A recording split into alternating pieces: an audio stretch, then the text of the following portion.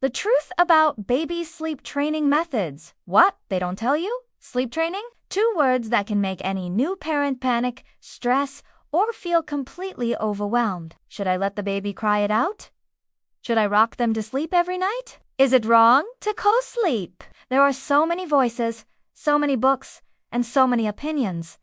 But here's the truth. Most people only tell you half the story. Today, we're diving deep into the real truth about baby sleep training methods.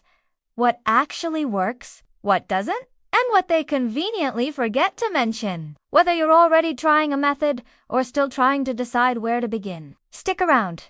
This video could save you weeks or even months of frustration and sleepless nights. 1. What is sleep training?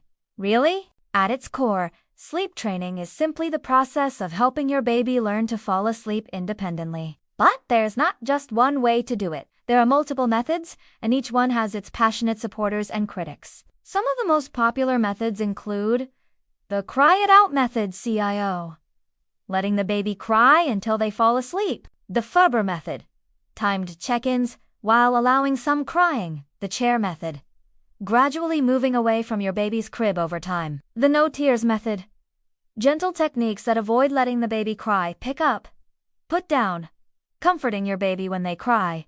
Then putting them back in the crib sounds confusing. You're not alone. 2. What the research actually says. Here's what many people don't tell you. Most research shows that consistent sleep training, especially methods like Ferber or gentle sleep shaping, can help improve sleep for both baby and parents. But, and it has a big but, sleep training doesn't mean you have to ignore your instincts or push through methods that feel wrong. Some babies respond well to structure, others not so much. It depends on your baby's temperament, age, and even your household environment. 3. Is crying it out harmful? This is the biggest fear for most parents. If I let my baby cry, am I traumatizing them? The answer? Not necessarily. Short-term crying under supervision in controlled methods like Ferber hasn't been shown to cause long-term harm, but full-on KIO with no response can be emotionally distressing for both baby and parent. Listen to your gut. If a method feels wrong or you're crying outside the door every night, it's okay to stop. 4. When should you start sleep training? Experts generally recommend starting between 4 to 6 months, depending on your baby's development. Before that, babies still need night feedings and are adjusting to life outside the womb. Some signs your baby might be ready for sleep training. They can fall asleep on their own. Sometimes, they don't need to feed every 2 hours at night. They're healthy and growing well. You're ready to commit to a routine. Consistency is key. If you're starting, try to commit to at least a week. 5. What if it doesn't work? Here's a secret many people won't admit. Sleep training doesn't work for every family, and that's okay. Maybe your baby is going through a developmental leap. Maybe you're too exhausted to stay consistent. Maybe your lifestyle just doesn't fit the rigid structure of some methods. That doesn't mean you're doing anything wrong. It just means your baby is unique.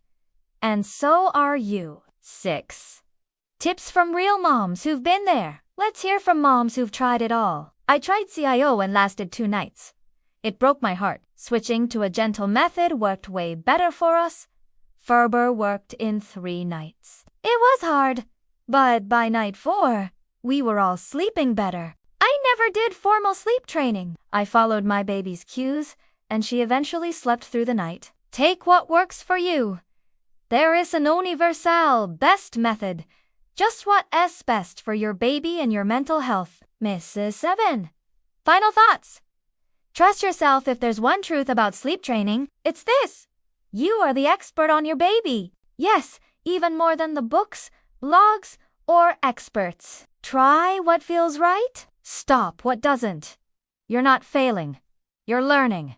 And your baby is, too. If this video gave you clarity or confidence, don't forget to like, subscribe, and hit the bell for more Real Talk parenting advice. And hey, share your sleep training story in the comments. You never know who you might help. Remember? You've got this, and you're doing better than you think. Sleep may be hard right now, but restful nights are possible. See you in the next one.